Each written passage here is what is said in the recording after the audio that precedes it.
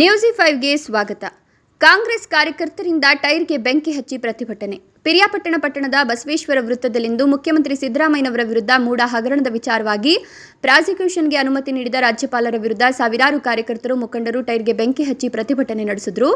ಸಿದ್ದರಾಮಯ್ಯನವರ ವಿರುದ್ಧ ಮೂಡ ಹಗರಣದ ತನಿಖೆಗೆ ರಾಜ್ಯಪಾಲ ತಾವರ್ಚಂದ್ ಗೆಹ್ಲೋಟ್ ಶನಿವಾರ ಬೆಳಗ್ಗೆ ಪ್ರಾಸಿಕ್ಯೂಷನ್ಗೆ ಅನುಮತಿ ನೀಡುತ್ತಿದ್ದ ವಿಷಯ ತಿಳಿದಿದ್ದಂತೆ ಆಶ್ರಯ ಕಮಿಟಿ ಅಧ್ಯಕ್ಷ ನಿತಿನ್ ವೆಂಕಟೇಶ್ ನೇತೃತ್ವದಲ್ಲಿ ಹಾಗೂ ಪಿರಿಯಾಪಟ್ಟಣ ಬೆಟ್ಟದಪುರ ಬ್ಲಾಕ್ ಕಾಂಗ್ರೆಸ್ ಮುಖಂಡರ ನೇತೃತ್ವದಲ್ಲಿ ಸಿದ್ದರಾಮಯ್ಯನವರು 45 ವರ್ಷಗಳ ರಾಜಕೀಯದಲ್ಲಿ ಯಾವುದೇ ಕಪ್ಪು ಚುಕ್ಕೆ ಇರುವಂತಹ ಕೆಲಸ ಮಾಡಿಲ್ಲ, ರಾಜ್ಯಪಾಲರು ಕೇಂದ್ರ ಸರ್ಕಾರದ ಪರವಾಗಿ ಕೆಲಸ ಮಾಡುತ್ತಿದ್ದಾರೆ ಎಂದು ಅವರ ವಿರುದ್ಧ ಪ್ರತಿಭಟನೆ ನಡೆಸಿ ಮೆರವಣಿಗೆ ಮುಖಾಂತರ ತಾಲೂಕು ಕಚೇರಿಗೆ ತಲುಪಿ ರಾಷ್ಟ್ರಪತಿಗಳಿಗೆ ತಲುಪಿಸುವಂತೆ ತಹಶೀಲ್ದಾರ್ ಕಚೇರಿಗೆ ಮನವಿ ಪತ್ರ ಸಲ್ಲಿಸಿದರು. ಈ ಪ್ರತಿಭಟನೆಯಲ್ಲಿ ಸಾವಿರಾರು ಸಂಖ್ಯೆಯಲ್ಲಿ ಕಾರ್ಯಕರ್ತರು ಭಾಗಿಯಾಗಿದ್ದರು.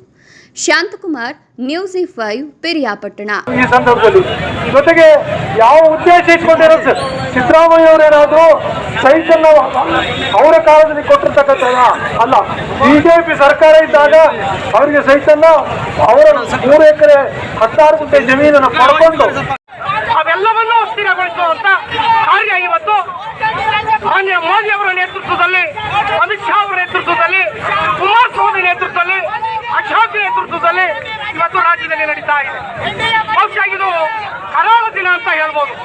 ಕಾರಣ ಏನು ಅಂತ ಅಂದ್ರೆ ಸನ್ಮಾನ್ಯ ಅವರು 45 ವರ್ಷದ ರಾಜಕೀಯ ಜೀವನದಲ್ಲಿ ಮುಂದೆ ಒಂದು ಕಪ್ಪು ಚುಕ್ಕಿ ಇಲ್ಲದೆ 45 ವರ್ಷದ ರಾಜಕಾರಣದ ಇತಿಹಾಸವನ್ನು ಮಾಡ್ಕೊಂಡು ಬಂದಂತ ಸಿದ್ದರಾಮಯ್ಯನವರನ್ನ ಅವರ ನಾಯಕತ್ವಕ್ಕೆ ಚುಕ್ಕೆ ತರಬೇಕು, ಅವರನ್ನ ತೇಜೋದಯ ಮಾಡಬೇಕು.